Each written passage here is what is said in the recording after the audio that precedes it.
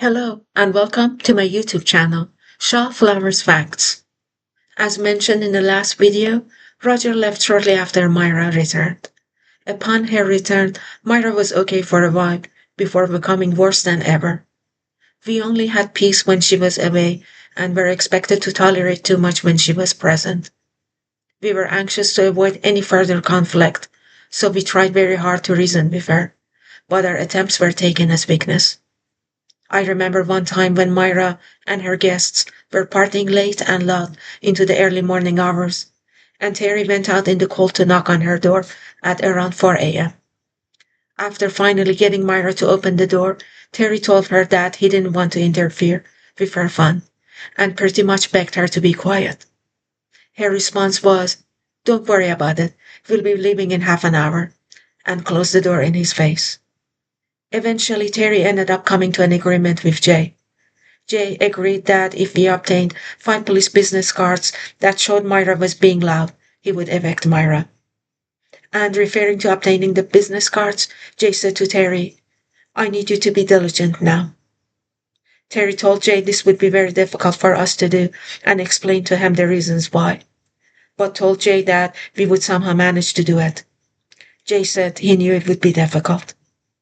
Up until around this time, the building's entrance gates had no lock.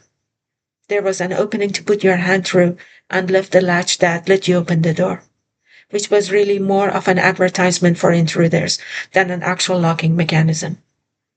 However, not too long before the agreement with Jay, he installed a lock and gave keys to the tenants. This added to the difficulties, Terry explained to Jay. For starters, the police do not view noise disturbance as priority calls. When you call the non-emergency number, it may take an hour or more before an operator answers. And then, depending on what calls the police have to respond to, they could take 1 to 5 hours to show up. That's if they even come at all.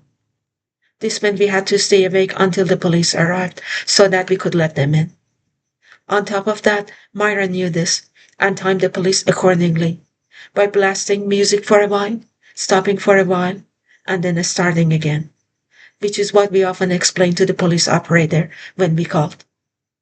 And most of the times when we canceled the police calls because she stopped blasting music for a while, she would in some cases instantly start blasting music again.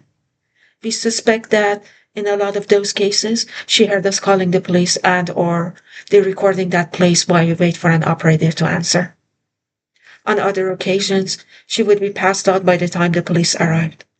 In either case, whenever the police knocked on her door, she asked for a police business card for the purpose of using it as evidence that we were harassing her. In spite of everything, with great difficulty, stress, loss of sleep, many setbacks, and all around unpleasantness, we obtained the police cards Jay asked for. But Jay suddenly changed his story and said he needed 5 tenants in the building to come to court and testify against Myra before he could do anything. Later, Jay accused us of disrupting the peace in the building and told Terry that he has animus towards everyone in the building, which for many reasons that I will try to cover as I go was very difficult and hurtful to us, and an interesting choice of words considering how we were being treated by Jay and several tenants. During these times, Myra was calling me bitch and giving me the middle finger on a daily basis. The video I have posted shows one of the times Myra gave us the middle finger into our security camera.